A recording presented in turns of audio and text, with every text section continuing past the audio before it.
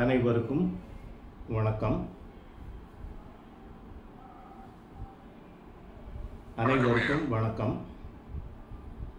இன்னைக்கு நம்ம ஜெமினி சூத்திரம், ஜெமினி முறை ஜோதிடம் அப்படின்ற விஷயத்தை பார்க்க போகிறோம். அப்போ அந்த ஜெமினி முறை படித்து அதன் மூலமாக அதை அடிப்படையாக கொண்டு பலன் பார்க்கணும்னா அந்த ஜெமினி என்ன விஷயத்த சொல்ல வர்றாரு அப்படின்ற விஷயத்த புரிஞ்சுக்கணும். ஃபஸ்ட்டு ஜெமினி முனிவர் பொறுத்த வரைக்கும் காலத்தால் முற்பட்டவர். அந்த ஜெமினி சூத்திரம் பல அத்தியாயங்கள் எழுதப்பட்டிருந்தாலும் தற்காலத்தில் 4 அத்தியாயங்கள் மட்டும் கையில் கிடைச்சிருக்கிறதாக ஆய்வாளர்கள் சொல்கிறாங்க. பராசரர் பொறுத்த வரைக்கும் பராசர ஹோரா சாஸ்திரத்திலையும் இந்த ஜெமினி முனிவர் சொன்ன சில விஷயங்களை ஹேண்டில் பண்ணியிருக்காரு. பல விஷயங்கள் பராசர ஹோரையில் சொல்லப்படுது. அதில் ஜெமினி முனிவர் சொன்ன சில விஷயங்களும் பராசர ஹோரையில் காணப்படுது. பராசரருக்கு முற்பட்டவர் ஜெமினி முனிவர். கொஞ்சம் அந்த விஷயத்தை, அவர் சொன்ன விஷயத்தை புரிந்து கொள்வதற்கு கொஞ்சம் சிரமமாக தான் இருக்கும். கொஞ்சம் பிரயத்தனப்பட்டு படித்து பல உதாரணங்களை அப்ளை பண்ணி புரிஞ்சிக்க வேண்டியிருக்கும். ஃபஸ்ட்டு இதில் பார்த்திங்கனாக்க எல்லா ஜாதகமும், எந்த ஜாதகமாக இருந்தாலும் ஜெமினி அடிப்படை முறையில் எந்த ஜாதகமாக இருந்தாலும் துல்லியமாக கணக்கிட்டு பாகை கலை இந்த நிலையில் கணக்கிட்டு கொள்ளப்பட வேண்டும். அதுக்கப்புறமா ஜெமினி சொல்ல ஒரு சில விஷயங்களை ஹேண்டில் பண்ண வேண்டியிருக்கும். நிறைய விஷயங்கள் இருக்குது. கால அவகாசம் பொறுத்து எந்த லெவல் பார்க்க முடியுமோ அது நம்ம பார்க்க போகிறோம். இதை பொறுத்த வரைக்கும் பார்த்தோம்னா நம்ம ஜனன ஜாதக பலன் பொதுவாக இது வரைக்கும் பலன் சொல்கிற அமைப்பில் லக்னத்தை அடிப்படையாக வச்சு பலன் சொல்கிறோம். லக்னத்தை அடிப்படையாக வச்சு ஒவ்வொரு பாவாதிபதியும் எங்கே இருக்காங்களோ அதை அனுசரித்து பலன் சொல்கிறோம். இப்போ இதை பார்த்திங்கனாக்கா உங்களுக்கு ஒன்று தெரியும். லக்னம் மேஷம்னா லக்னாதிபதி செவ்வாய், 2 7 கூடியவர் சுக்கிரன், 3 கூடியவர் புதன் அப்படின்ற அமைப்பு போல் இருக்கும். இதையே ஜெமினி பொறுத்த வரைக்கும் அந்த பாகை கலையை அனுசரித்து காரகர்களை மாற்றுறாரு. கிரகங்கள் இருக்கும் பாகை கலையை அனுசரித்து காரகர்கள் மாற்றுறாரு. நம்ம ஒன்று ஒன்றா பார்க்க போகிறோம். இப்போ நான் ஒரு ஜாதகம் சொல்கிறேன். நேற்று இலவச ஜோதிட கேள்வி பதில் குரூப்லேயும் இலவச ஜோதிட வகுப்பு குரூப்லேயும் ஒரு ஜாதகம் பதிவு செய்யப்பட்டிருந்தது. சில நண்பர்கள் பார்த்துருக்க மாட்டீங்க. அந்த ஜாதகத்தை நான் இப்போ சொல்கிறேன். குறிச்சிக்கிட்டாக்க அதை பேஸ் பண்ணி மேற்கொண்டு போகிறதுக்கு வசதியாக இருக்கும். ஜாதக குறிப்பு: பிறந்த தேதி 15/1/1992. பிறந்த நேரம் காலை 11:40. பிறந்த ஊர் மதுரை.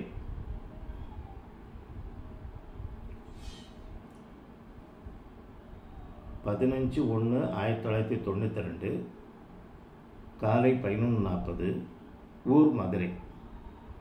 இதை அடிப்படை வச்சு ஜாதகம் கணிச்சாக்க லக்னம் மீனம், மேஷத்தில் சந்திரன், மிதுனத்தில் கேது, சிம்மத்தில் குரு வக்ரம், விருச்சிகத்தில் சுக்கிரன், தனுசில் செவ்வாய் புதன் ராகு, மகரத்தில் சூரியன் சனி. இது ஜாதகத்தில் இருக்கக்கூடிய கிரக அமைப்பு.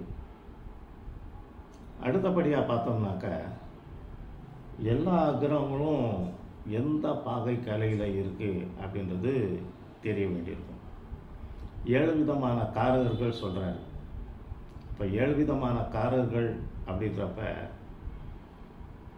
அந்த கிரகங்கள் இருக்கக்கூடிய பாகை கலையை அனுசரித்து தான் சொல்லப்படுது.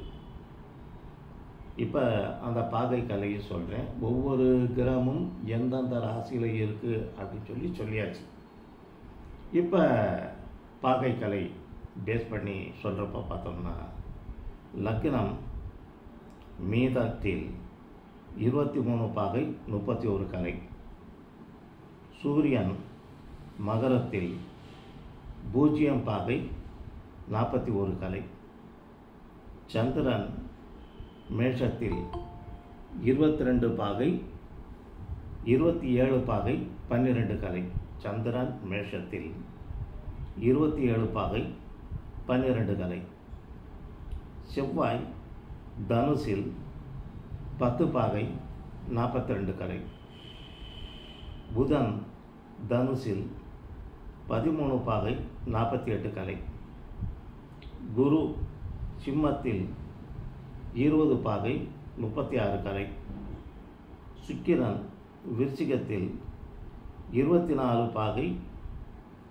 4 கலை, சனி மகரத்தில் 13 பாகை 50 கலை, ராகு தனுசில் 15 பாகை 24 கலை, கேது மிதுனத்தில் 15 பாகை 24 கலை. நம்ம எந்த சாஃப்ட்வேர் வச்சு ஜாதகம் கணித்தாலும் லக்னம் இதோட 9 கிரகங்கள் எந்தெந்த ராசியில் இருக்குது, என்ன நட்சத்திர பாதத்தில் இருக்குது, என்ன பாகை கலையில் இருக்குது அப்படின்ற விஷயம் சாஃப்ட்வேரில் காமிச்சிடும். எல்லா சாஃப்ட்வேர்லையும் காமிச்சிடும். நம்ம இதில் பொறுத்த வரைக்கும் பார்த்தோம்னாக்க, ஜெமினி சூத்திரத்தில் ராகு கேதுக்கள் அப்படின்ற விஷயம் கிடையாது. ராகு கேதுக்கள் ஒரு சில இடங்களில் சொல்லப்படும். அந்த வகையில் பொறுத்த வரைக்கும் ராகு கேதுக்கள் பாகை கலை எழுதிக்க வேண்டியிருக்கும். ஒரு சில இடங்களில் ராகு கேதுக்களை பற்றி பின்னாடி வந்த ஆய்வாளர்கள் சொல்கிறாங்க. மூல நூல் பொறுத்த வரைக்கும் ராகு கேது அப்படின்ற நிலையமைப்பு இருக்கிற மாதிரி தெரியலை. ஜெமினி சூத்திரம் மூல நூலில் எல்லாமே பொறுத்த வரைக்கும் சமஸ்கிருதத்தில் இருந்து ஆங்கிலத்தில் மொழிபெயர்க்கப்பட்ட நூல்களாகத்தான் கிடைக்குது. அவ்வளவாக தமிழில் இருக்கிற மாதிரி தெரியலை.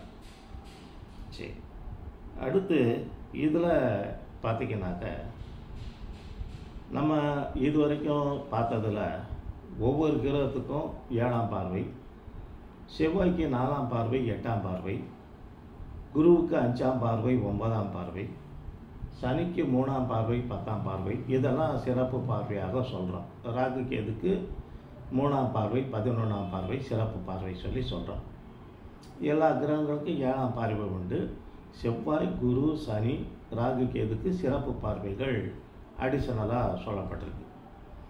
அப்போ அந்த வகையில் பொறுத்த வரைக்கும் பார்த்தோம்னாக்க, சூரியன், சந்திரன், புதன், சுக்கிரன் இந்த 4 கிரகங்களுக்கு 7ஆம் பார்வை மட்டும்தான். செவ்வாய்க்கு 4, 7, 8, குருவுக்கு 5, 7, 9, சனிக்கு 3, 7, 10, ராகு கேதுக்கு 3, 7, 11 அப்படின்னு சொல்லப்படுது. இப்போ இந்த இடத்துல பொறுத்த வரைக்கும் நிறைய அன்பர்கள் சொல்கிறது ராகு கேது ரிவர்ஸில் சுற்றுறதுனால அந்த பார்வை பொறுத்த வரைக்கும் எல்லா கிரகங்களும் பார்வை கிளாக் வைஸில் கவுண்ட் பண்ணுறோம். ராகு கேதுக்கு ஆன்டி கிளாக் வைஸில் எண்ணணுமா அப்படின்னு நிறைய அன்பர்கள் கேட்குறது. இந்த சந்தர்ப்பத்தில் இந்த விஷயத்தை கிளியர் பண்ணணும். நீங்கள் ராகுக்கும் கேதுக்கும் 3ஆம் பார்வை 11ஆம் பார்வை சிறப்பு பார்வை சொல்லப்பட்டாலும் அந்த ஸ்தானம் மாறாது. நீங்கள் கிளாக் வைஸில் எண்ணாலும் ஆன்டி கிளாக் வைஸில் எண்ணாலும் அந்த ஸ்தானம் மாறாது. இப்போ உதாரணமாக ராகு இன்றைக்கி கோச்சாரத்தில் கும்பத்தில் இருக்குது. கிளாக் வைஸில் எண்ணினா 3ஆம் இடம் மேஷமாக வரும், 11ஆம் இடம் தனுஷாக வரும். இப்படியே ஆன்டி கிளாக் வைஸில் எண்ணாக்க 3ஆம் இடம் தனுசு, 11ஆம் இடம் மேஷம். ஆக அந்த ஸ்தானம் மாறாது. நீங்கள் கிளாக் வைஸில் எண்ணினாலும் ஆன்டி கிளாக் வைஸில் எண்ணாலும் ராகு கேது சிறப்பு பார்வை அப்படின்றது அந்த ஸ்தானம் மாற போகிறதில்ல. அதனால் எல்லா கிரகங்களுக்கும் பார்வை கணக்கிடுவதற்கு கிளாக் வைஸில் எண்ணுற மாதிரியே ராகு கேதுக்கும் கிளாக் வைஸில் எண்ணிட்டாக்கா குழப்பம் இல்லாமல் இருக்கும் அப்படின்றது என்னுடைய தனிப்பட்ட கருத்து. இப்போ நம்ம ஜெயமினிக்கு போனோம்னாக்க இந்த கிரகங்களின் பார்வை அப்படின்றத விட ராசிகளுக்கு பார்வை அப்படின்றது தான் ப்ரியாரிட்டி கொடுக்குறாரு. கிரகங்கள் பார்க்கணும், அதே போல் ஒவ்வொரு ராசியும் ராசி பார்வை அப்படின்ற அமைப்பு சொல்கிறார். அப்போ அதில் சொல்லப்படக்கூடிய விஷயம் என்னன்னாக்க சரராசிகள் ஸ்திர ராசிகளை பார்க்கும். சரராசிகள்ன்றது மேஷம், கடகம், துலாம், மகரம்.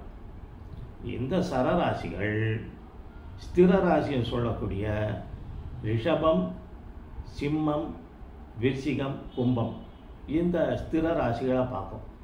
இதில் ஒரு விதிவிலக்கம் சொல்கிறார். சரராசிகள் ஸ்திர ராசிகளை பார்க்கும், ஆனால் அடுத்தபடியாக இருக்கக்கூடிய ஸ்திர ராசிகளுக்கு தொடர்பு இருக்காது, கிடையாது. ஆக 4 சரராசிகள் 4 ஸ்திர ராசிகள் வரும்.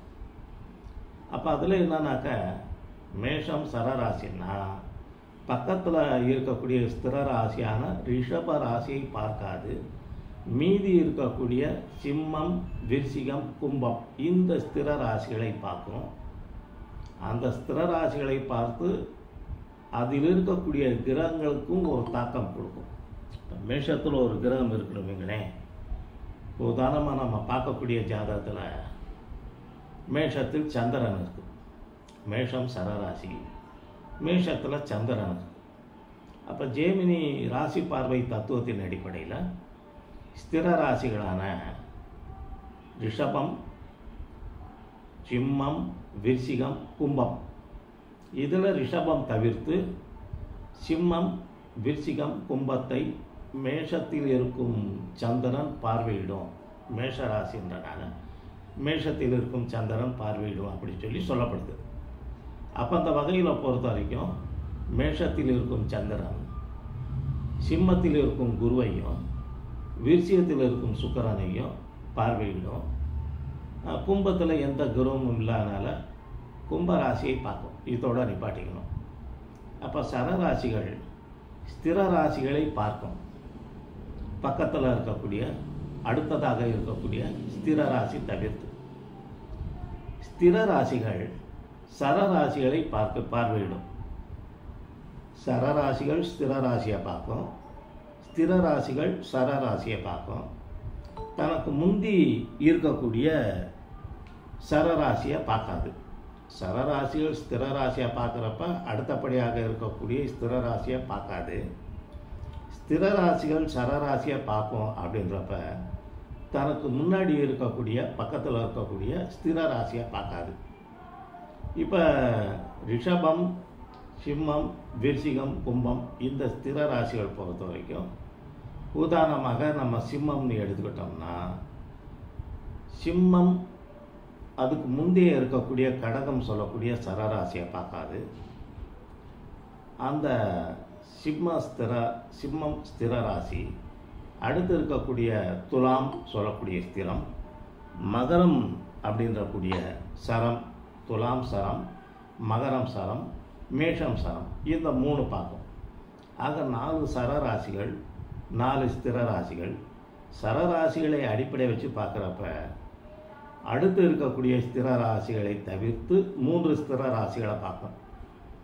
அதே போல் ஸ்திர ராசிகள் சரராசிகளை பார்க்குன்றப்ப தனக்கு முன்னாடி இருக்கக்கூடிய சரராசியை தவிர்த்து மீதி இருக்கக்கூடிய 3 சரராசிகளை பார்க்கும் அப்படின்ற விஷயத்தை புரிஞ்சுக்கணும். அப்புறம் உபயராசிகளை பார்க்கும். உபயத்தை பார்க்கும். அப்போ 4 உபயராசிகள் 4க்குமே பார்வை உண்டு அப்படின்னு சொல்லி பார்த்துக்க வேண்டியிருக்கும். இப்போ மிதுனம் உபயம்னாக்க இந்த மிதுன ராசி கன்னி, தனுசு, மீனம் இந்த 3 உபயத்தையும் பார்க்கும். இதில் விதிவிலக்கு கிடையாது. சரராசிகள் ஸ்திர ராசிகளை பார்க்கும், அடுத்த ஸ்திர ராசியை பார்க்காது. அது விதிவிலக்கு.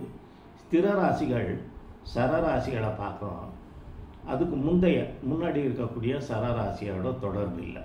அது விதிவிலக்கு.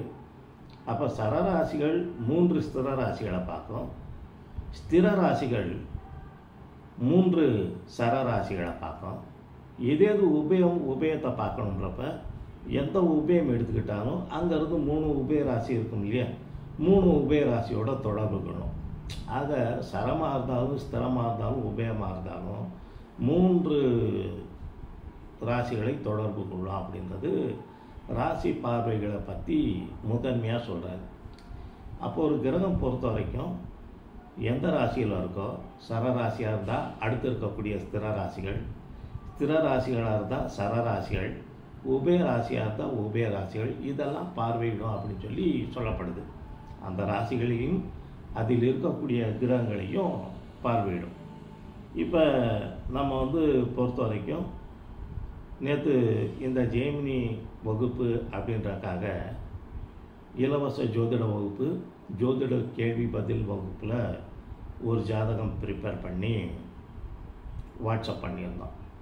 சில அன்பர்கள் அது பார்த்துருப்பீங்க, எடுத்திருப்பீங்க. எடுக்காத அன்பர்களுக்காக நம்ம அந்த ராசி பார்வையை பற்றி விளக்கம் பார்க்க போகிறோம்.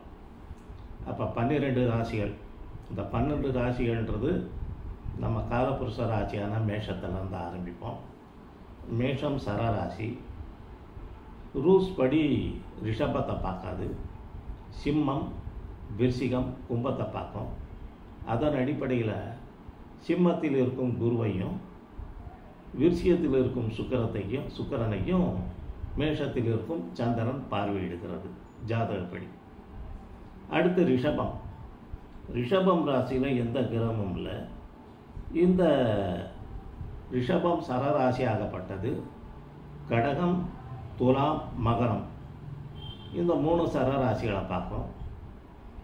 நம்ம உதாரணமாக குறிப்பிட்ட ஜாதகத்தில் கடகத்தில் எந்த கிரகமும் இல்லை, துலாத்தில் எந்த கிரகமும் இல்லை, மகரத்தில் இருக்கக்கூடிய சூரியனையும் சனியையும் ரிஷபம் பார்வையிடும்.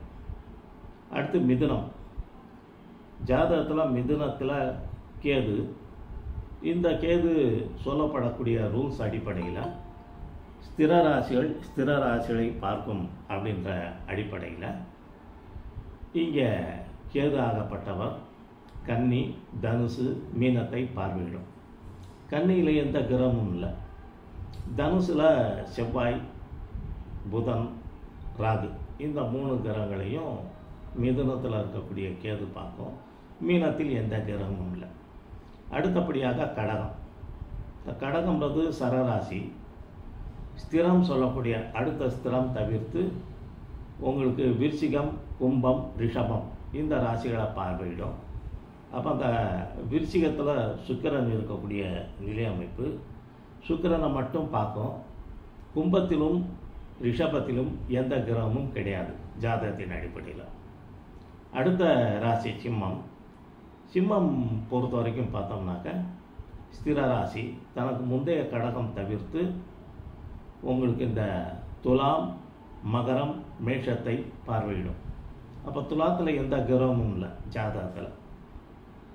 மகரத்தில் இருக்கும் சூரியன் சனியையும் மேஷத்தில் இருக்கக்கூடிய சந்திரனையும் குரு பார்வையிடும். இப்போ அந்த இடத்துல நம்ம பார்க்குறப்ப பொதுவாக பேசிக்கில், அதாவது அடிப்படையாக ஜேபி படிக்கிறப்ப கொஞ்சம் குழப்பம் வரக்கூடிய அமைப்பு வரும். இங்கே குருவுக்கு பொறுத்த வரைக்கும் 5, 7, 9 பார்வை இருக்குது. அப்போ அந்த வகையில் பொறுத்த வரைக்கும் 9ஆம் பார்வையாக சந்திரனை பார்க்கும். அதில் எந்த கன்ஃபியூஷனும் இல்லை. குரு இருக்கிற இடத்துலேருந்து 6ஆம் இடத்துல, அதாவது மகரத்தில் சூரியனும் சனியும் இருக்காங்க. அப்போ ஜெமினி ரூல் ஃபாலோ பண்ணாக்க ஸ்திர ராசி சரராசியை பார்க்கும் அப்படின்ற கருத்தின் அடிப்படையில் அந்த ஷஷ்டாஷ்டகம் அப்படின்ற நிலை அமைப்பு இல்லாமல் குரு இருக்கக்கூடிய சிம்மத்திலிருந்து 6ஆம் இடமாக இருந்தாலும் சரராசியில் இருக்கக்கூடிய சூரியனையும் சனியையும் பார்க்கும்.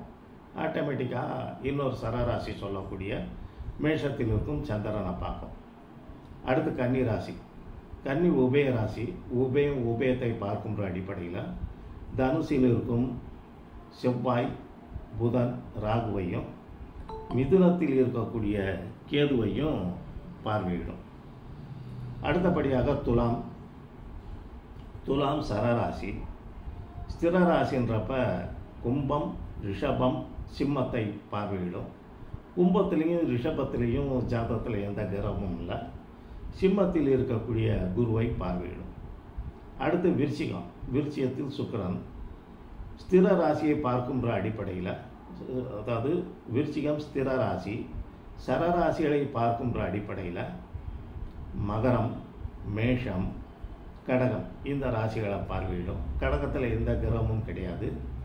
ஆக விருச்சிகம் சொல்லக்கூடிய ஸ்திர ராசியில் இருக்கக்கூடிய சுக்கிரன், மகரம் சொல்லக்கூடிய சரராசியில் இருக்கக்கூடிய சூரியனையும் சனியையும், மேஷம் சொல்லக்கூடிய சரராசியில் இருக்கக்கூடிய சந்திரனையும் சுக்கிரன் பார்வையிடும். அடுத்தபடியாக தனுசு உபய ராசி. உபயத்தை பார்க்கும் அப்படின்ற அடிப்படையில் பொறுத்த வரைக்கும் உங்களுக்கு இங்கே மீனம் மிதுனம் கன்னியை பார்வையிடும். அப்போ தனுசில் இருக்கக்கூடிய செவ்வாய் புதன் ராகு 3 கிரகங்களும் மீனம் கன்னி மிதுனம் பார்வையிடும். மீனத்திலையும் கன்னியிலையும் எந்த கிரகமும் இல்லாத காரணத்தினால மிதுனத்தில் இருக்கக்கூடிய கேதுவை பார்வையிடும். அடுத்தபடியாக மகரம் ராசியில் ஜாதகத்தில் சூரியனும் சனியும் இருக்காங்க. இந்த மகரம் சரராசி. சரம் ஸ்திரத்தை பார்க்கின்ற அடிப்படையில் உங்களுக்கு ரிஷபம் கும்பம் துலாத்தை சூரியனும் சனியும் பார்ப்பாங்க. ரிஷபத்தில் எந்த கிரகமும் இல்லை. உங்களுக்கு இங்கே துலாத்திலையும், அதாவது ஸ்திர ராசின்றப்ப ரிஷபத்தில் எந்த கிரகமும் இல்லை. அடுத்தபடியாக சிம்மம் சொல்லக்கூடிய ஸ்திர ராசியில் இருக்கக்கூடிய குருவையும், விருச்சிகம் சொல்லக்கூடிய ஸ்திர ராசியில் இருக்கக்கூடிய சுக்கிரனையும் சூரியன் சனியும் பார்வையிடுவாங்க. அப்புறம் கும்பம் ஸ்திர ராசி சரத்தை பார்க்கின்றப்ப மேஷத்தில் இருக்கக்கூடிய சந்திரனை மட்டும் பார்க்கக்கூடிய நிலை வரும். கும்பம் மேஷத்தை சரத்தை பார்க்கும். அடுத்து மீனம்ன்றது உபய ராசி. உபயத்தை பார்க்கின்ற அடிப்படையில் மிதுனம் கன்னி தனுசு இந்த 3 ராசிகளை பார்க்கும். அதன் அடிப்படையில் பொறுத்த வரைக்கும் பார்த்தோம்னாக்க மிதுனத்துலேயும் கன்னிலையும் எந்த கிரகமும் இல்லை. தனுசில் இருக்கக்கூடிய செவ்வாய் புதன் ராகுவை பார்வையிடும். அடுத்தபடியாக இந்த ராசிகளின் பார்வை அப்படின்ற விஷயத்துக்கு அடுத்து சரகாரகர்கள் அப்படின்ற விஷயத்தை அடுத்தபடியாக ஜெய்மினி சொல்கிறார். சரகாரர்கள் அப்படின்னா ஸ்திரகாரர்கள்னு ஒன்று இருக்கும் இல்லையா? இப்போ ஸ்திரகாரகர்கள்னால் என்ன, சரகாரகர்கள்னா என்ன அப்படின்னு சொல்லி பார்க்க வேண்டியிருக்கும். ஸ்திரம்னா நிலையானது, சரம்னா மாறுதலுக்கு உட்பட்டது, மாறக்கூடியது. அப்படின்ற வகையில் ஸ்திரகாரகர்கள் அப்படின்ற நிலை அமைப்பில் எல்லா ஜாதகத்துக்கும் பொதுவாக நம்ம பார்த்தோம்னா லக்கினாதிபதி லக்கினம் எந்த இடத்துலனாலும் இருக்கட்டும், லக்கினாதிபதி 2ஆம் அதிபதி 3ஆம் அதிபதி அப்படின்னு சொல்லிட்டு பொதுவான வழக்கம். இதில் ஒவ்வொரு பாவகத்துக்கும் காரக கிரகங்கள் அப்படின்னு சொல்லி சொல்லப்படுது. அந்த வகையில் லக்கினத்திற்கு காரக கிரகம் சூரியன். காரகர்கள் அப்படின்னாக்க லக்கணத்தை இயக்க துணை புரியும் கிரகம். லக்கணத்துக்குனால லக்கணத்தை சொல்கிறேன். 12 பாவங்களுக்கும் காரக கிரகங்கள் சொல்லப்பட்டிருக்கு. அப்போ அந்தந்த பாவகங்களை இயக்க சப்போர்ட் பண்ணக்கூடிய கிரகங்கள் காரகர்கள் அப்படின்னு சொல்லி சொல்லப்படுது. அதாவது ஜாதக பாவக பலன் பார்க்குறப்ப எந்த பாவமாக இருந்தாலும் அந்த பாவக அதிபதியும் அந்த பாவகாரகரும் பலமாக இருந்தால் அந்த பாவக பலம் ஜாதகருக்கு சிறப்பாக கிடைக்கும். இது பேசிக் பிரின்சிபல், அடிப்படையாக சொல்லப்படக்கூடிய கருத்து. சப்போஸ் ஒரு பாவாதிபதி வீக்காக இருக்கிறவங்களேன், அந்த பாவகாரகர் வலுவாக இருந்தார்னா அந்த வீக்னஸை சமநிலைப்படுத்தி ஓரளவு இயக்கக்கூடிய நிலை அமைப்பை கொடுத்தோம். இப்போ இது உதாரணமாக பொறுத்த வரைக்கும் நீங்கள் கல்யாணம் ஆகட்டும், புத்திர பாக்கியமாகட்டும், இதெல்லாம் பார்க்குறப்ப இந்த திருமணம்னு வர்றப்ப 7ஆம் பாவம் களத்திரக்காரகர் சுக்கிரன், இது உங்களுக்கு தெரிஞ்ச விஷயந்தான். அப்போ அதன் அடிப்படையில் களத்திர ஸ்தானமும் அதன் அதிபதியும் களத்திரக்காரகர் சுக்கிரனும் நல்லா பலமாக இருந்தாங்கனாக்கா ஜாதகருக்கு உரிய பருவ வயதில் திருமணம் ஆயிடும். சப்போஸ் களத்திர ஸ்தானத்துக்கு அதிபதி வீக் ஆகிட்டாரு, பகை ஆகிட்டாரு, நீசம் ஆகிட்டாரு, 6, 8, 12 போயிட்டாரு அப்படின்னு இருந்துச்சுனாக்க அந்த களத்திரக்காரர் சுக்கிரன் வலுவாக இருந்தால் திருமணத்தை நடத்தி வைக்கக்கூடிய பொறுப்பு சுக்கிரனுக்கு வந்துடுது. அப்போ உரிய பருவத்தில் மேரேஜ் ஆகலைனாலும் கண்டிப்பாக மேரேஜ் ஆகும், கொஞ்சம் லேட்டாக. அதாவது சுக்கிரன் வீக்காக இருக்குது, 7ஆம் அதிபதி பலமாக இருக்குன்னா இதே கண்டிஷன் தான், மேரேஜ் ஆகும், கொஞ்சம் லேட்டு அப்படின்னு பார்த்துக்க வேண்டியிருக்கும். 2 பேருமே வீக்குன்னு வைங்க, அப்போ அந்த ஜாதகருக்கு கல்யாணம் பண்ணுறதுக்கு ரொம்பவும் சிரமப்படுற மாதிரியான ஒரு சூழல் உருவாகும். உரிய காலகட்டத்தில் மேரேஜ் ஆகாது, ரொம்ப வயசு அதிகமாக போயிட்டே இருக்கும் அப்படின்றது. நம்ம உதாரணமாக இப்போ சொன்னது களத்திர ஸ்தானம் காரகர் சுக்கிரன் பேஸ்மெண்ட்டிங் மட்டும்தான். மற்றபடி களத்திர ஸ்தானத்தில் இருக்கும் கிரகம், குடும்பஸ்தானத்தில் இருக்கும் கிரகம் இயற்கை அசுபராக இருந்து அல்லது நீசம் பெற்ற கிரகமாக இருந்தால் இன்னும் அதனுடைய தாக்கம் அதிகமாக போயிட்டே இருக்கும். அப்போ அதன் அடிப்படையில் ஸ்திரகாரகம்ன்ற நிலைக்கு லக்கினத்திற்கு சூரியன், 2ஆம் பாவத்திற்கு குரு, 3ஆம் பாவத்திற்கு செவ்வாய், 4ஆம் பாவத்திற்கு சந்திரன், 5ஆம் பாவத்திற்கு குரு, 6ஆம் பாவத்திற்கு செவ்வாய், 7ஆம் பாவத்திற்கு சுக்கிரன், 8ஆம் பாவத்திற்கு சனி, 9ஆம் பாவத்திற்கு குரு, 10ஆம் பாவத்திற்கு சூரியன், புதன், குரு, சனி, 11ஆம் பாவத்திற்கு குரு, 12ஆம் பாவத்திற்கு சனி இப்படின்னு சொல்லி சொல்லப்படுது. இவங்க எந்த ஜாதகமாக இருந்தாலும் ஸ்திரகாரர்கள், அந்த எந்த லக்னமாக இருந்தாலும் அந்த பாவகத்தை இயக்க சப்போர்ட் பண்ணக்கூடிய காரக கிரகங்கள் அப்படின்னு சொல்லி புரிஞ்சுக்கணும். அப்படின்ற வகையில் பொறுத்த வரைக்கும் இந்த குரு மட்டும் பொறுத்த வரைக்கும் பார்த்திங்கன்னா 2, 5, 9, 11 இந்த பாவங்களுக்கு அதிகபட்ச பாவங்களுக்கு காரகராக வர்ற காரணத்தினால வலுவாக இருக்கணும் அப்படின்னு சொல்லி சொல்லப்படுது. பொதுவாக எந்த ஜாதகமாக இருந்தாலும் குரு பலமாக இருந்தால் சிறப்பு அப்படின்றது இந்த காரணத்தினால சொல்லப்படக்கூடிய நிலையாக இருக்கலாம். அடுத்து பார்த்தோம்னா இப்போ நம்ம சொன்ன விஷயம் பொறுத்த வரைக்கும் அடிப்படை நிலையில் இருக்கக்கூடிய அன்பர்களுக்கு ஒவ்வொரு பாவத்திற்கும் ஒரு துணைக்காரர்கள் அப்படின்றது. அப்புறம் பலம் சொல்ல பழக ஒவ்வொரு பாவத்திலையும் பலவிதமான விஷயங்கள் சொல்லப்படுது. ஒவ்வொரு பாவத்திலையும் பல காரகங்கள் இருக்குது. 90க்கு மேற்பட்ட காரகங்கள் பொறுத்த வரைக்கும் பல தீபிகையில் சொல்லப்படுது. நிறைய காரகங்கள் பல தீபிகையில் சொல்லப்படுது. அப்புறம் ஜோதிட ஆய்வாளர்கள் பொறுத்த வரைக்கும் நிறைய காரகங்கள் உருவாக்குறாங்க. அதில் சிலது பொருத்தமாக இருக்குது, சிலது பொருத்தம் இல்லாமையே இருக்குது, அது வேறு விஷயம். அப்போ நம்ம உதாரணமாக பார்த்தது 4ஆம் பாவத்துக்கு காரகர் சந்திரன் அப்படின்றது பேசிக்கலாக இருக்கிறது. ஆனால் 4ஆம் பாவத்தில் பொறுத்த வரைக்கும் தாயார், கல்வி, வீடு, வாகனம், ஆசையா சொத்துக்கள் இப்படின்னு சொல்லி நிறைய காரகங்கள் 4ஆம் பாவத்தில் இருக்குது. அப்போ 4ஆம் பாவக பலன் பார்க்குறப்ப தாயாரை பற்றியான விஷயம், தாயாரை பற்றிய விஷயம்னா காரகர் சந்திரன் எடுத்துக்கிற வேண்டியிருக்கும். இது வீடு அப்படின்றப்ப, நிலம் அப்படின்றப்ப பார்த்தோம்னாக்க உங்களுக்கு அந்த செவ்வாய் எடுக்க வேண்டியிருக்கும். 4ஆம் பாவம் நிலம், வீடு. அப்போ 4ஆம் பாவக காரகர் சந்திரன் அப்படின்ற பதிலாக செவ்வாயை எடுத்து அந்த நிலையை அனுபவிக்க வேண்டியிருக்கும். அடுத்தபடியாக பொறுத்தவரைக்கும் பார்த்தோம்னாக்க கல்வி 4ஆம் பாவத்தில் ஸ்கூல் கல்வி வந்துடுது. அப்போ கல்வி நிலை அப்படின்னு சொல்லி பார்க்குறப்ப 4ஆம் பாவத்தோட அதற்கு கூடிய காரக கிரகம் புதனை தொட வேண்டியிருக்கும். ஆடம்பரம், சொகுசான வீடு அப்படின்றப்ப சுக்கிரனை தொட வேண்டியிருக்கும். இதே இது 2ஆம் பாவம்ன்றது தனம், குடும்பம், வாக்கு அப்படின்னு வரும். அப்போ தனம்னாக்கா செல்வ நிலை. அப்போ அந்த செல்வ நிலைன்றப்ப கை செலவுக்கு இருக்கக்கூடிய அமௌண்ட்டாக இருக்கும், சேவிங்ஸு அப்படின்ற டெபாசிட் பணமாக இருக்கும். இப்போ ரொக்க பணம் கையில் வச்சுருக்கக்கூடிய பணமாக இருந்தால் அதற்குரிய காரகிரகம் சுக்கிரனாக ஹேண்டில் பண்ண வேண்டியிருக்கும்.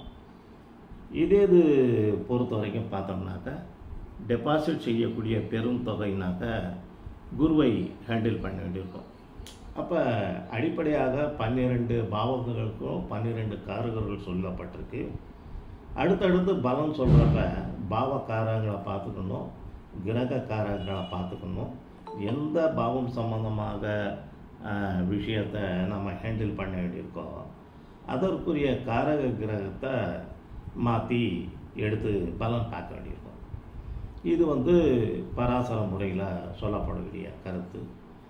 ஆனால் இங்கே ஜெமினியில் என்ன சொல்கிறாருனாக்க, ஒவ்வொரு ஜாதகத்திலையும் இந்த பாகைக்கலை அமைப்பின்படி நம்ம ஜாதகம் கணிக்கணும் அப்படின்னு சொல்லி ஆரம்பத்தில் சொல்லப்பட்டிருக்கு.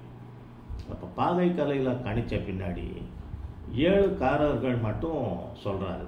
7 காரகர்கள், அதாவது அதிக பாகை, அந்த பாகைக்கலை வரிசையில் ஒவ்வொரு கிரகமும் ஒவ்வொரு ராசியிலையும் ஒரு குறிப்பிட்ட பாகை கலையில் இருக்கும். அப்போ அந்த ஒரு குறிப்பிட்ட பாகை கலையில் இருக்கிறப்ப பொறுத்த வரைக்கும் அதிக பாகை சென்ற கிரகம், எல்லா கிரகங்களும் நிச்சயமாக ஒரே பாகை கலையில் இருக்காது, மிக கண்டிப்பாக வித்தியாசம் இருக்கும். அப்போ ஒவ்வொரு ஜாதகத்திலையும் வித்தியாசமான நிலை வரும். ஜாதகத்தில் அதிக பாகை சென்ற கிரகம் ஆத்மகாரகர் அப்படின்னு சொல்லி சொல்லப்படுறாரு. ஆத்மா உருவாவதற்கான காரக கிரகம். இந்த 9 கிரகங்களில் எந்த கிரகம் வேணாலும் அதிக பாகை போகலாம். இப்போ இதில் பொறுத்த வரைக்கும் ராகு கேதுக்கு மட்டும் ஒரு ரூல் அடிஷனலாக சொல்லப்படுது. ராகு கேதுக்கள் ரிவர்ஸில் சொல்லப்படுது இல்லையா? ராகு கேதுன்றது பாம்பு அப்படின்னு சொல்லி வச்சுக்க வேண்டியிருக்கும். அப்போ ராகு கேதுக்கள் ரிவர்ஸில் சுற்றக்கூடிய காரணத்தினால ராகு கேதுக்கள் குறைவான பாகையில் இருந்தால் அது அதிக பாகை போனதாக எடுத்துக்கணும். அது மட்டும் கொஞ்சம் வித்தியாசமாக ஹேண்டில் பண்ண வேண்டியிருக்கும். உதாரணமாக பார்த்தோம்னாக்க இன்றைக்கி தேதிக்கு ராகு கும்பம் ராசியில் பூரட்டாதி 3ஆம் பாதத்தில் இருக்கக்கூடிய அமைப்பு. அப்போ அது பொறுத்த வரைக்கும் கும்பம் ராசியில் அதிக பாகை இருக்கிற மாதிரி நமக்கு தெரியும். ஆனால் ரிவர்ஸில் சுற்றுற காரணத்தினால அதுதான் குறைவான பாகை அப்படின்னு சொல்லி நம்ம பார்த்துக்கிற வேண்டியிருக்கோம். இந்த விஷயத்தை மனசில் வச்சுக்கிட்டு மற்ற கிரகங்கள் பொறுத்த வரைக்கும் என்ன பாகை கலையில் இருக்கோ அதை அடிப்படை வச்சு நம்ம பார்க்க வேண்டியிருக்கோம். நம்ம உதாரணமாக ஒரு ஜாதகம் பார்த்துருந்தோம். அதன் அடிப்படையில் லக்னம் மீனம், அதில் 23 பாகை 31 கலை லக்ன பாகை. சூரியன் மகரத்தில் 0 பாகை 41 கலை. சந்திரன் மேஷத்தில் 27 பாகை 12 கலை. செவ்வாய் தனுசில் 10 பாகை 42 கலை. புதன் தனுசில் 13 பாகை 48 கலை. குரு சிம்மத்தில் 20 பாகை 36 கலை. சுக்கிரன் விருச்சிகத்தில் 24 பாகை 4 கலை. சனி மகரத்தில் 13 பாகை 50 கலை. ராகு தனுசில் 15 பாகை 24 கலை. கேது மிதுனத்தில் 15 பாகை 24 கலை. இது ஏற்கனவே நம்ம பார்த்தோம். ஏற்கனவே ஜாதக பிறந்த தேதி நேரம் ஊர் சொல்லிட்டு ஜாதக அமைப்பு இந்த பாகை கலை அப்படின்றது நம்ம பார்த்துருக்கோம். இதை குறிச்சிக்கிட்டு அடுத்து எந்த கிரகம் அதிக பாகையில் இருக்கோ அதை அனுசரித்து பார்க்க வேண்டியிருக்கும். இந்த ஜாதகத்தில் சந்திரன் மேஷம் ராசியில் அதிக பாகை. இந்த அதிக பாகைன்ற வார்த்தை பொறுத்த வரைக்கும் ஒவ்வொரு ராசியும் 30 பாகை, அந்த 30 பாகையில் அதிக பாகை அப்படி எடுத்துக்க வேண்டியிருக்கும். மேஷத்தில் இருந்து கணக்கிட்டு அதிக பாகை அப்படி கிடையாது. அப்படி வந்துச்சுனாக்கா மகரத்தில் இருக்கக்கூடிய சனி தான் அதிக பாகை ஜாதகத்தில் அந்த ஜாதகப்படி மகரத்தில் சனி தான். சூரியன் சனி இருந்தாலும் மகரத்தில் சனி பொறுத்த வரைக்கும் 13 பாகை 50 கலை. அப்போ காலப்புருஷ தத்துவம் சொல்லக்கூடிய வான்மண்டல அமைப்பின்படி மேஷத்தில் வந்து பார்த்தா சனி அதிக பாகை. அப்போ இந்த விஷயத்தை கரெக்டாக புரிஞ்சுக்கணும். மேஷத்திலிருந்து இந்த அதிக பாகை அடுத்த குறைந்த பாகை பார்க்கக்கூடாது. ஒவ்வொரு ராசியும் 30 பாகை. அந்தந்த ராசியில் ஒவ்வொரு கிரகமும் எந்த டிகிரியில் இருக்குது, அதில் அதிக பாகை போன கிரகம் அப்படின்றதான் இதில் சொல்லப்படக்கூடிய விஷயம். அதன் அடிப்படையில் நம்ம உதாரணமாக போட்ட ஜாதகத்தில் பொறுத்த வரைக்கும் சந்திரன் அதிக பாகையில் இருக்கக்கூடிய அமைப்பு. அப்போ சந்திரன் இந்த ஜாதகத்துக்கு ஆத்மகாரகர் ஆகிறார்.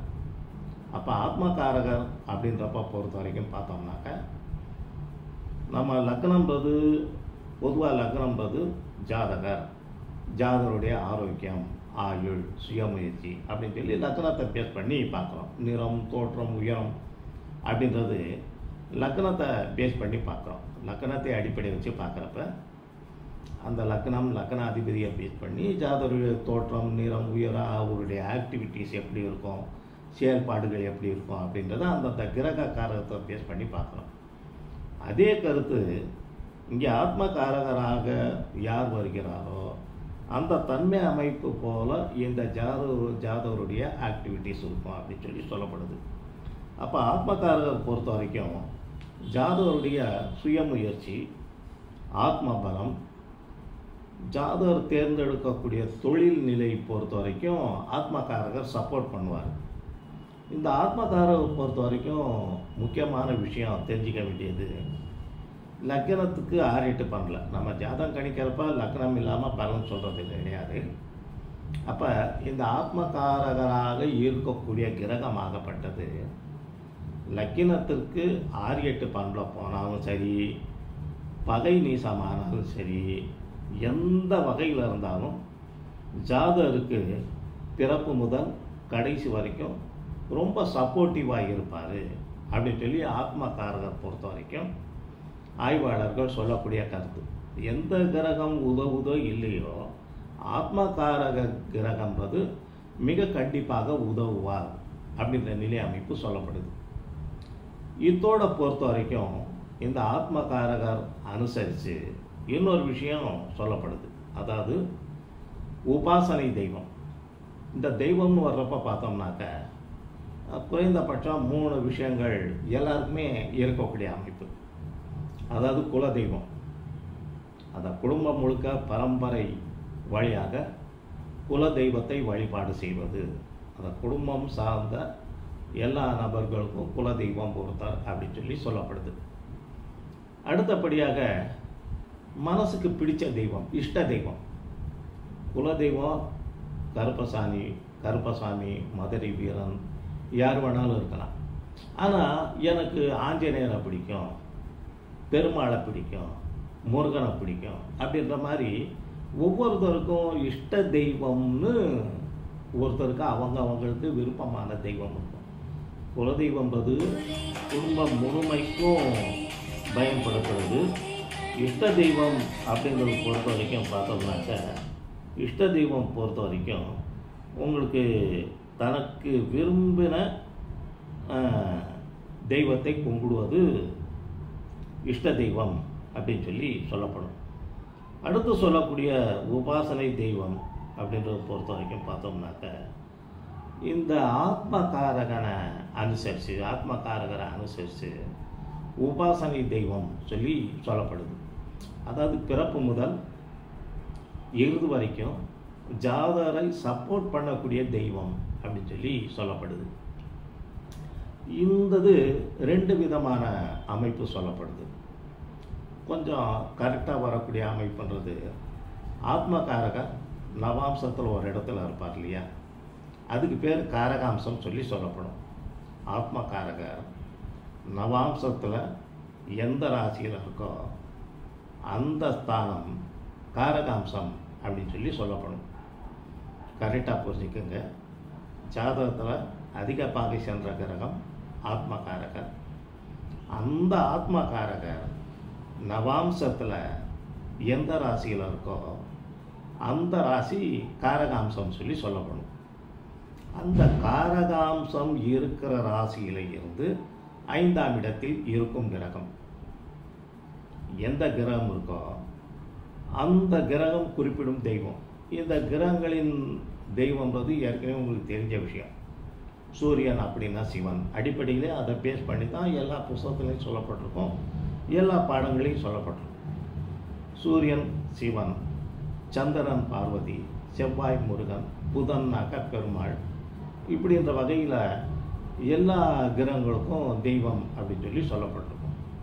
அப்போ ஆத்மகாரகர் நவாம்சத்தில் இருக்கக்கூடிய ராசி காரகாம்சம். அந்த காரகாம்சத்தில் இருந்து 5ஆம் இடத்தில் என்ன கிரகம் இருக்கோ அந்த கிரகம் ஜாதகருடைய உபாசனை தெய்வமாக அமையும் அப்படின்னு சொல்லி சொல்லப்படுது. அடுத்து பார்த்தோம்னாக்க 5ஆம் இடத்துல எந்த கிரகமும் இல்லை. 5ஆம் இடத்தை பார்க்கும் கிரகம் அடுத்து எடுத்துக்க வேண்டியிருக்கும். 5ஆம் இடத்தில் கிரகம் இருந்தால் அதை எடுத்துக்கணும். 5ஆம் இடத்துல எந்த கிரகமும் இல்லாட்டி 5ஆம் இடத்தை பார்க்கும் கிரகத்தை எடுத்துக்கிற வேண்டியிருக்கும். அப்போ அந்த கிரகம் குறிப்பிடும் தெய்வம். 5ஆம் இடத்தையும் எந்த கிரகமும் பார்க்கல அப்படின்னு சொல்லி வச்சுக்கிட்டாக்க அந்த 5ஆம் அதிபதினு ஒருத்தர் இருப்பார்ல, அந்த 5ஆம் அதிபதி யாரோ அதை அனுசரித்து ஃபிக்ஸ் பண்ண வேண்டியிருக்கும். உதாரணமாக இந்த ஜாதகம் பொறுத்த வரைக்கும் சந்திரன் அதிக பாகை சென்ற கிரகம். அதாவது மேஷம் ராசியில் 27 பாகை 12 கலை போயிருக்கிறனால அதிக பாகை சென்ற கிரகம். இந்த 27 பாகை 12 கலைன்றது உங்களுக்கு கார்த்திகை 1ஆம் பாதமாக வரும். அப்போ கார்த்திகை 1ஆம் பாதம்ன்றது நவாம்சத்தில் தனுசில் அமையும். அப்போ தனுசில் இருந்து 5ஆவது ராசி மேஷம். மேஷத்தில் ஏதாச்சும் ஒரு கிரகம் இருந்தால் அந்த கிரகம் குறிப்பிடும் தெய்வம். கிரகம் இல்லாத பட்சத்தில் 5ஆம் இடத்தை பார்க்கும் கிரகம். அப்படி இல்லாட்டி 5ஆம் அதிபதி செவ்வாய், செவ்வாய்க்குரிய முருகன் இந்த ஜாதகருக்கு உபாசனை தெய்வமாக எடுத்துக்கொண்டு குலதெய்வம் யாராக இருந்தாலும் இஷ்ட தெய்வம் யாராக இருந்தாலும் முருகன் வழிபாடு செய்வதும், முருகனுக்குரிய திருப்புகள், மற்றபடி கந்த சஷ்டி கவசம் இதெல்லாம் பாராயணம் பண்ணுறது அப்படின்றது இந்த ஜாதகருடைய வாழ்க்கை விருத்திக்கு உதவும். முருகன் தான் எப்போவுமே கை கொடுப்பார். உதாரணம் இந்த ஜாதகத்துக்கு. அப்போ உங்கள் ஜாதகத்தை பேஸ் பண்ணி நீங்கள் ஒர்க் அவுட் பண்ணி அதிக பாகை சென்ற கிரகம் நவாம்சத்தில் எங்கே இருக்குது, அங்கேருந்து 5ஆம் இடத்தில் இருக்கும் கிரகம், 5ஆம் இடத்துல எதுவும் இல்லாட்டி 5ஆம் இடத்தை பார்க்கும் கிரகம், அப்படி இல்லாட்டி 5ஆம் அதிபதி யார், ட்ரை பண்ணி பாருங்கள், கரெக்டாக இருக்கக்கூடிய நிலை. இது இந்த உபாசனை தெய்வத்துக்கு முதன்மையான முதல் விதியாக சொல்லப்படுது. இன்னொன்று என்னன்னாக்க இந்த ஆத்மகாரகன் எந்த நட்சத்திரத்தில் இருக்காரோ அந்த நட்சத்திர அதிபதி கிரகம் யார், அந்த கிரகம் குறிப்பிடும் தெய்வம் அப்படின்னு சொல்லி இன்னொன்று சொல்லப்படுது. திரும்ப நம்ம இங்கே உதாரணத்துக்கு வந்தோம்னாக்க இங்கே சந்திரன் கார்த்திகை 1ஆம் பாதம். கார்த்திகை அப்படின்றது சூரியனுக்குரிய நட்சத்திரம். சூரியன் சிவபெருமானை சொல்லும். அப்போ சிவன் பொறுத்த வரைக்கும் இந்த ஜாதகருடைய உபாசனை தெய்வம் அப்படின்னு சொல்லி சொல்லப்படும். அப்போ 2வது சொல்லப்பட்ட விதியை விட முதல் சொன்ன ரூல் படி கொஞ்சம் அக்யூரசி அதிகம் அப்படின்னு சொல்லி புரிந்து கொள்ள வேண்டியிருக்கும். இது ஆத்மகாரகன் சம்பந்தமான விஷயம். அதிக பாகை சென்ற கிரகம் ஆத்மகாரகன். ஜாதருடைய சுயமுயற்சி, ஆத்மபலம், தன்முனைப்பு, இந்த தெய்வ வழிபாடு இதெல்லாம் ஆத்மகாரகன் சப்போர்ட் பண்ணும். இறுதி வரைக்கும் எந்த கிரகம் கைவிட்டாலும் ஆத்மகாரகன் கைவிட மாட்டார். 6, 8, 12 மறைந்தாலும் பகை நீசமாகி வலு குறைந்தாலும் ஆத்மகாரகன் எப்பவுமே நல்ல வகையில் சப்போர்ட் பண்ணுவார் அப்படின்றது எடுத்துக்கிற வேண்டியிருக்கும். அடுத்தபடியாக அதிக பாகை சென்ற கிரகம் அமாத்திய காரகம். அதிக பாகை சென்ற முதல் கிரகம், அதிக பாகையில் இருக்கக்கூடிய கிரகம் ஆத்மகாரகர். அதற்கடுத்து அதிக பாகை பெற்ற கிரகம் அமாத்திய காரகர் அப்படின்னு சொல்லி சொல்லப்படும். நம்ம உதாரணமாக இந்த ஜாதகத்தின்படி சுக்கிரன் அமாத்திய காரகராக வர்றாரு. இந்த அமாத்திய காரகர் பொறுத்த வரைக்கும் ஜாதருடைய செல்வ நிலை, தொழில் நிலைக்கு முக்கியத்துவம் கொடுப்பார். அப்போ அமாத்தியக்காரர் பொறுத்த வரைக்கும் ஜாதருடைய செல்வ சேர்க்கை, டெபாசிட், தனம்ன்ற வார்த்தை சேமிப்பு தான் சொல்லும். செல்வம் அப்படின்ற விட தனம் அப்படின்றப்ப சேமிக்ஸ் சொல்லும். அப்போ ஜாதருடைய சேமிப்புக்கும் மற்றபடி தொழில் கரெக்டான நிலைக்கு சப்போர்ட் பண்ணுறதுக்கும் அமாத்தியக்காரகர் உதவுவார். அதற்கு அடுத்த பாகையில் இருக்கக்கூடிய கிரகம் பராத்ரு காரகர். பராத்ரு அப்படின்னாக்கா 3ஆம் பாவம் சகோதரம் இல்லையா, சகோதர காரகர் அப்படின்னு சொல்லி சொல்லப்படும். இந்த உதாரண ஜாதகப்படி குரு பராத்ரு காரகராக வர்றாரு. பராத்ரு காரகர் பொறுத்த வரைக்கும் சகோதரருடைய ரிலேஷன்ஷிப், அண்ணன் தம்பியோட உறவு நிலை, ஜாதகருக்கு கிடைக்கக்கூடிய குரு பலம், போதிக்கும் திறன், மற்றவங்களுக்கு ஒரு விஷயத்தை எடுத்து சொல்கிறப்ப சொல்லக்கூடிய விஷயம் கரெக்டாக ரீச் ஆகணும் இல்லையா. அப்போ அந்த பராத்ரு காரகர் எந்த கிரகமாக வருதோ அந்த கிரகமாகப்பட்டது ஜாதருடைய அண்ணன் தம்பி உறவு நிலையும், ஜாதருக்கு கிடைக்கக்கூடிய குருவும் இந்த ஜாதகர் மற்றவங்களுக்கு சொல்லக்கூடிய விஷயம் கரெக்டாக ரீச் ஆகுதா அப்படின்றதுக்கும் இந்த பராத்ரு காரகர் உதவுவார். அடுத்த அதிக பாகை சென்ற கிரகம் மாத்திருக்காரகர் அப்படின்னு சொல்லி சொல்லப்படும். 4ஆம் இடம் மாத்திருன்றனால மாத்திருக்காரகர் சொல்லி சொல்லப்படும். இந்த ஜாதகத்தில் மாத்திருக்காரகர் சனி ஆக அமைகிறார். மாத்திருக்காரகர் சனி ஆகிறாரு. மாத்திருக்காரகர் என்ன சொல்வார் அப்படின்னாக்க, ஜாதகருடைய தாயார் நிலை, மாத்திருக்காரருடைய ஸ்ட்ரென்த்து பொறுத்து ஜாதகருடைய தாயார் நிலை, அப்புறமா அசையும் சொத்து, அசையா சொத்து, இந்த விஷயங்கள் பொறுத்த வரைக்கும் ஜாதகருக்கு அமையும் அப்படின்னு சொல்லி சொல்லப்படுது. அப்போ என்ன கிரகம் காரகமாக வருதோ அது ரிலேட்டாக நம்ம ஹேண்டில் பண்ணி முடியும். உதாரணமாக சனின்றனால பெரும்பாலும் பழைய வீடு வாங்கி புதுப்பிக்கிறது இந்த மாதிரி தான் அமையும். இதே இது குரு சுக்கிரனாக தான் புதுசாக இடம் வாங்கி வீடு கட்டுறது அந்த மாதிரி அமைப்போம். சனி அந்த மாதிரி, ராகு இந்த மாதிரி வந்துச்சுனாக்க உங்களுக்கு பழைய வீடு அமையக்கூடிய அமைப்பு போல் ஹேண்டில் பண்ண வேண்டியிருக்கும்.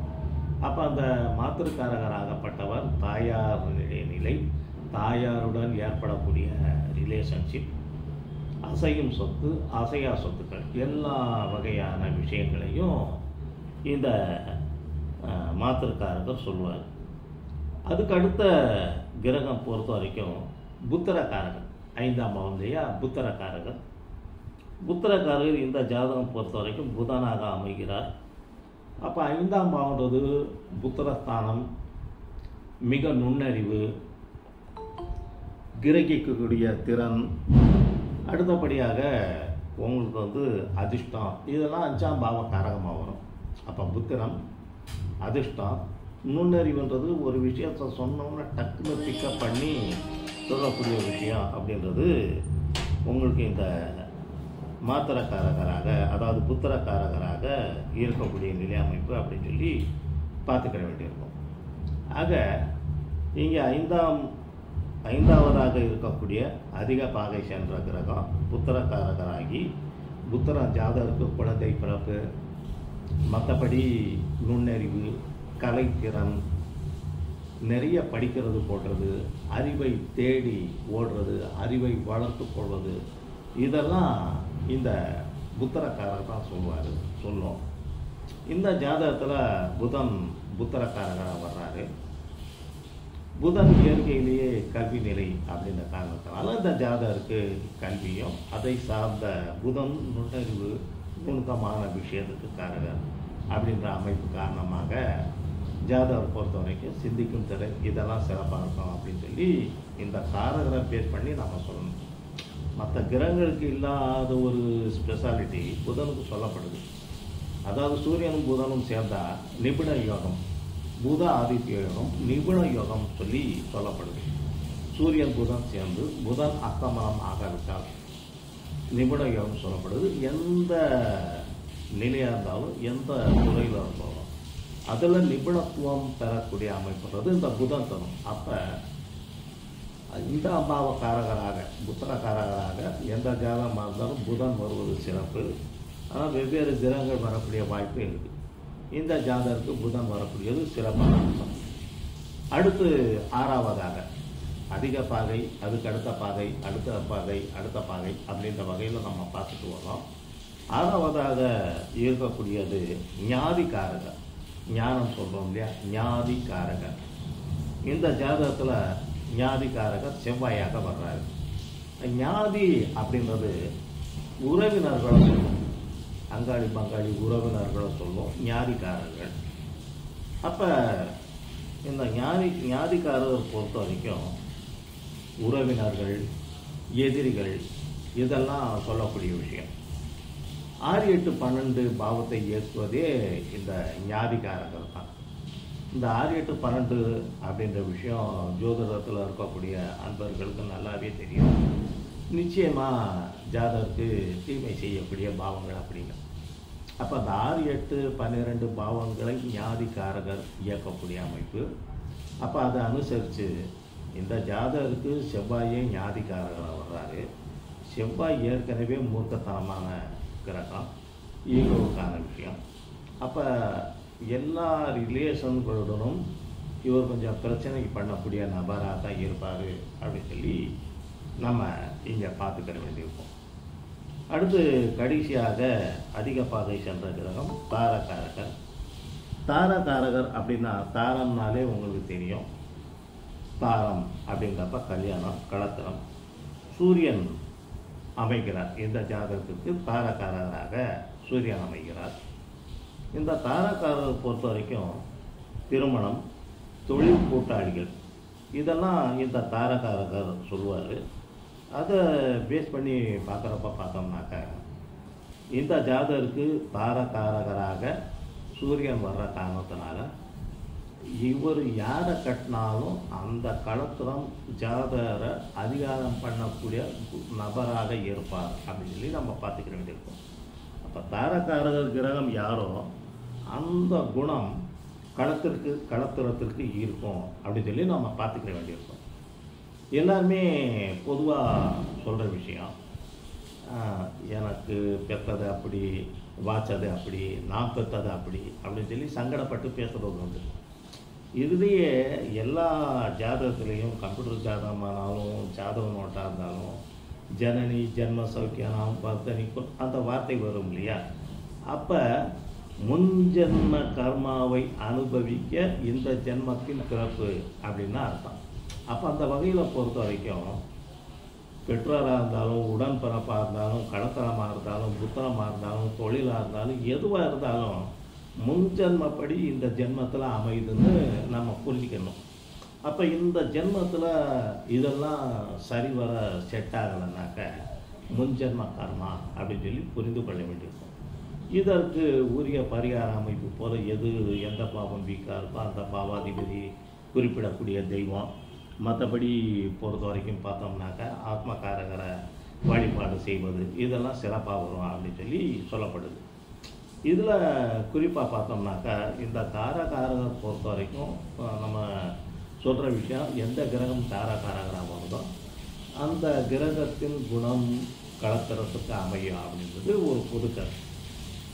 அந்த களத்திரத்தையும் தொழில் கூட்டாளியும் 7ஆம் பாவத்தை இயக்கம் அப்படின்னு சொல்லி தாரகாரகராக ராகு வந்தால், இப்போ நம்ம ஏற்கனவே பார்த்துருக்கோம், அதிக பாகைகள் அடுத்தடுத்து நம்ம வர்ற விஷயத்த இந்த காரகர்களை பார்க்குறோம். எந்த கிரகம்னாலும் தாரகாரகராக வரலாம். ஆத்மகாரகரில் தாரகாரகம் சொல்லக்கூடிய 7 நிலை அமைப்பு வரைக்கும் வரலாம். அப்படி வர்றப்ப பார்த்தோம்னாக்க தாரகாரகராக ராகு வந்தால் அன்கன்வென்ஷனல் சடன் மேரேஜ் அப்படின்னு சொல்லி ஆய்வாளர்கள் சொல்கிறாங்க. அன்கன்வென்ஷனல் சடன் மேரேஜ் அப்படின்றப்ப பார்த்தோம்னாக்க சம்பிரதாயத்திற்கு மாறுபட்ட திடீர் திருமணம் நடக்கும் அப்படின்றது சொல்லப்படக்கூடிய விஷயம். அப்போ ஒரு சில ஜாதகத்தில் பொறுத்த வரைக்கும் நம்ம பார்க்குறப்போ ஒரு சிலர் சந்திக்கிறப்ப மேரேஜுக்கு போகிறப்ப பொண்ணு மாப்பிள்ளையோ பொண்ணோ இல்லாட்டி அவங்க நெருங்கிய சொந்தத்தில் கூப்பிட்டு உட்கார வச்சு மேரேஜ் நடத்திடுவாங்க. அந்த மாதிரி அமைப்பு கேள்விப்பட்டிருக்கீங்க. அல்லது மேரேஜ் அன்னைக்கு வேறு பையனோட அல்லது வேறு பொண்ணோட அந்த ஜாதகர் கிளம்பக்கூடிய சூழல் வருதுன்னு வைங்க. இந்த நியூஸ் எல்லாம் நீங்கள் பார்த்துருப்பீங்க. அந்த மாதிரி அமைப்பு இருந்துச்சுனாக்க அந்த ஜாதகருக்கு தாரகாரகராக ராகு வந்திருப்பார் அப்படின்னு சொல்லி பார்த்துக்க வேண்டியிருக்கும். இப்போ இதெல்லாம் இந்த ஆத்மகாரகர் இந்த மாதிரியான விஷயம் பொறுத்த வரைக்கும் பார்த்தோம்னாக்க பராசர ஹோரைன்னு சொல்லப்படுது. அதாவது முதல் ஜெய்மினி சொன்ன விஷயம், ஜெய்மினி முனிவர் சொன்ன விஷயத்த பராசர ஹோரையிலையும் கொஞ்சம் உட்புகுத்தி பராசர முனிவர் சொல்கிறாரு. அப்போ ஜாதக பலன் பார்க்குறப்ப இது ஜெய்மினின்னு மட்டும் இல்லாமல் பராசர முறைன்னு சொல்லிட்டு அந்த காரகர்களை பேஸ் பண்ணி சில விஷயங்களை ஹேண்டில் பண்ணாக்க பலன் சொல்கிறப்ப கொஞ்சம் அதிகபட்ச நிலைக்கு போகலாம் அப்படின்னு சொல்லி சொல்லப்படுது. அடுத்தபடியாக இங்கே ஜெய்மினி சொல்லக்கூடிய விஷயம் உங்களுக்கு 12 ஆருட பதம் சொல்லி சொல்கிறார். ஆருட பதங்கள் அப்படின்னு சொல்லி சொல்கிறாரு. அதாவது ஜாதகத்தில் ஒவ்வொரு பாவ அதிபதியும் வெவ்வேறு ஸ்தானத்தில் இருக்கலாம். வெவ்வேறு ஸ்தானத்தில் இருக்கிறப்ப அதை அனுசரித்து சொல்லப்படுது. அதாவது ரூல் என்ன சொல்கிறாங்கனாக்க ஒரு பாவத்திற்கு அதிபதி அந்த பாவத்திலிருந்து எத்தனை ஸ்தானம் தள்ளி இருக்காரோ திரும்ப அங்கே இருந்து அதே நம்பரை எண்ணி வருவது அந்த குறிப்பிட்ட பாவத்துக்கு ஆருட பதம் அப்படின்னு சொல்லி சொல்லப்படுது. பதா லக்கினம், லக்கினத்துக்கு பதா லக்கினம் அப்படின்ற அமைப்பு போல் சொல்லப்படும். இப்போ உதாரணமாக இந்த ஜாதகத்தில் லக்கினம் மீனம், லக்கினம் மீனம், லக்னாதிபதி குரு சிம்மத்தில், லக்னாதிபதி குரு சிம்மத்தில்ன்றப்ப லக்னத்தில் இருந்து 6 ராசிகள் தள்ளியிருக்காரு. அப்போ சிம்மத்தில் இருந்து திரும்ப 6 கவுண்ட் பண்ணால் மகரம் வரும். மகரம் அப்படின்ற நிலை அமைப்பு போல வரும். அப்போ லக்னத்துக்கு அதிபதி குரு 6 ராசி தள்ளி அங்கேருந்து திரும்ப 6 வருது மகரம்.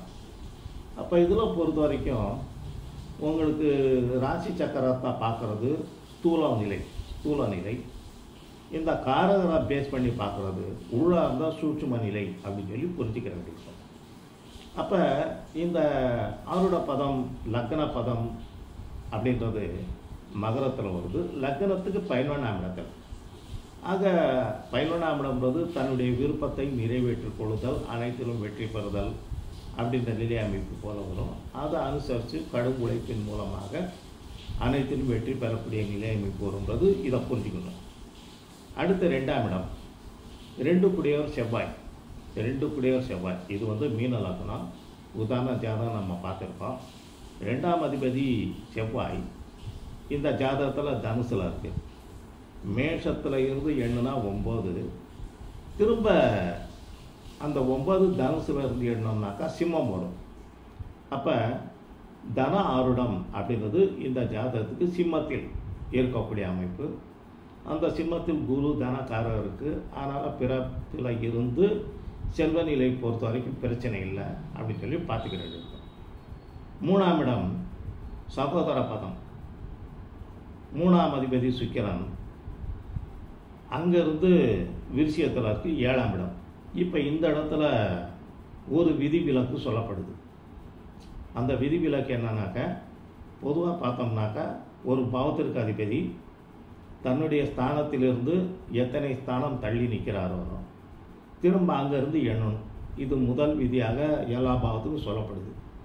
விதிவிலக்காக சொல்லப்படக்கூடிய விஷயம் என்னன்னாக்க ஒரு பாவத்திற்கு அதிபதி ஆட்சி பெற்றிருந்தாலோ, அதாவது அதே இடத்துல ஆட்சி நிலையாக இருந்தாலோ, இப்போ இந்த ஜாதகத்தில் உதாரணமாக சனி ஆட்சி நிலை 11ஆம் இடம் ஆட்சி நிலையிலேயே சனி 11ஆம் இடத்துல மகரத்தில் ஆட்சி, அந்த மாதிரி ஆட்சி நிலையில் இருந்தாலோ அல்லது தன்னுடைய ஸ்தானத்திற்கு 7ஆம் இடத்தில் இருந்தாலோ, இப்போ ரிஷபத்துக்கு அதிபதி சுக்கிரன் அதுக்கு நேர் 7ஆம் இடத்துல இருக்கக்கூடிய அமைப்பு, இந்த மாதிரியான கண்டிஷன் இருந்துச்சுனாக்க அவங்க இருக்கிற ஸ்தானத்திலிருந்து 10ஆம் இடத்தை ஆருட பதமாக கொள்ள வேண்டும் அப்படின்னு சொல்லி சொல்லப்படுது. ஆக நம்ம இந்த விதி 2வது விதியை மனசில் வச்சுக்கிட்டு பார்த்தோம்னா, 3ஆம் பாவத்துக்கு ஆருடம், அதன் அதிபதி சுக்கிரன் அதுக்கு நேர் 7ல் இருக்கிறனால அந்த விருச்சிகத்திலேருந்து 10ஆம் இடம் சிம்மம் வரும். அப்போ அந்த சிம்மம் பொறுத்த வரைக்கும் 3ஆம் பாவத்துக்கு ஆருடமாக எடுத்துக்கொள்ளப்பட வேண்டும். அப்புறம் இதே இது 4ஆம் பாவம் பொறுத்த வரைக்கும் 4ஆம் பாவத்துக்கு அதிபதி புதன் திரும்ப பார்த்திங்கன்னா தனுசில் நிற்கிது. அப்போ தன்னுடைய ராசிக்கு 7ல் இருக்கிற காரணத்தினால அந்த 2வது விதியின் அடிப்படையில் புதன் இருக்கிற ஸ்தானத்துக்கு 10ஆம் இடம் சொல்லக்கூடிய கன்னியில் 4ஆம் பாவ ஆருடம் அமையும். அடுத்தபடியாக 5 கூடிய சந்திரன் மேஷத்தில், அதாவது கடகத்தில் இருந்து 10 ராசிகள். அப்போ மேஷத்துலேருந்து 10வது ராசி மகரம், அந்த புத்திர பாவம் அதற்குரிய ஆருடம் மகரத்தில் அமையும். அடுத்த 6ஆம் பாவம், 6ஆம் பாவத்திற்கு அதிபதி இந்த ஜாதகத்தில் சூரியன் பொறுத்த வரைக்கும் மகரத்தில், சிம்மத்திலிருந்து மகரம் 6 ராசி, மகரத்திலிருந்து திரும்ப 6 ராசி என்னாக்க உங்களுக்கு மிதுனம் வரும். 6ஆம் பாவ ஆருடம் மிதுனம். அப்புறம் 7ஆம் பாவம், 7ஆம் பாவ அதிபதி புதன், 7ஆம் பாவம் கன்னி, அங்கேருந்து 4வது ராசியில் இருக்கிறாரு. அங்கேருந்து 4 எண்ணாக்க மீனம் 7ஆம் பாவமாக வரும். அடுத்து 8ஆம் இடம், 8ஆம் இடம் பொறுத்த வரைக்கும் பார்த்தோம்னாக்க அதிபதி சுக்கிரன் அந்த ஸ்தானத்துக்கு 2ஆம் இடத்துல இருக்காரு. திரும்ப அங்கேருந்து 2 எண்ணோம்னாக்க உங்களுக்கு தனுசு 8ஆம் பாவத்துக்கு ஆருடமாக வரும். 9ஆம் பாவம், 9ஆம் அதிபதி செவ்வாய், மீன லக்னம்ன்றனால 9ஆம் அதிபதி செவ்வாய் அங்கேருந்து 2ஆம் இடத்துல இருக்கார்.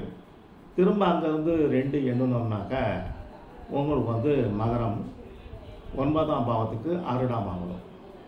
அடுத்து 10ஆம் பாவம், 10ஆம் அதிபதி குரு அந்த ஸ்தானத்திலேருந்து 9ஆம் இடத்துல நிற்கிறாரு, அதாவது சிம்மத்தில். அங்கேருந்து திரும்ப சிம்மத்திலேருந்து 9 கவுண்ட் பண்ணால் மேஷம் வரும் அப்படின்னு சொல்லி பார்த்துக்கிற வேண்டியது. அடுத்து 11ஆம் இடம், 11ஆம் அதிபதி ஆட்சி பலத்தோடு இருக்கார். நம்ம ஏற்கனவே சொல்லியிருக்கு, ஒரு கிரகம் ஆட்சி பெற்றிருந்தாலோ அல்லது தன்னுடைய ராசிக்கு 7ஆம் இடத்துல இருந்தாலோ அங்கேருந்து 10ஆம் இடத்தை எண்ணணும் அப்படின்னு சொல்லி சொல்லப்படுது. அந்த வகையில் பொறுத்த வரைக்கும் பார்த்தோம்னாக்க 11ஆம் அதிபதி சனி ஆட்சியாக இருக்கிறதுனால அங்கேருந்து 10ஆம் இடம் சொல்லக்கூடிய துலாம் தான் ஜாதகருக்கு 11ஆம் பாவக ஆருடமாக வரும். அடுத்து 12ஆம் இடம், 12ஆம் இடத்துக்கு அதிபதி சனி. இந்த சனி தன்னுடைய ஸ்தானத்துக்கு 12ல் இருக்குது. அங்கேருந்து 12ஆம் இடம் பொறுத்த வரைக்கும் உங்களுக்கு தனுசு ஆகும். இது போல் 12 பாவங்களுக்கும் ஆருட பதம் கணக்கிடும் முறை சொல்லப்பட்டிருக்கு. இதில் உங்களுக்கு இந்த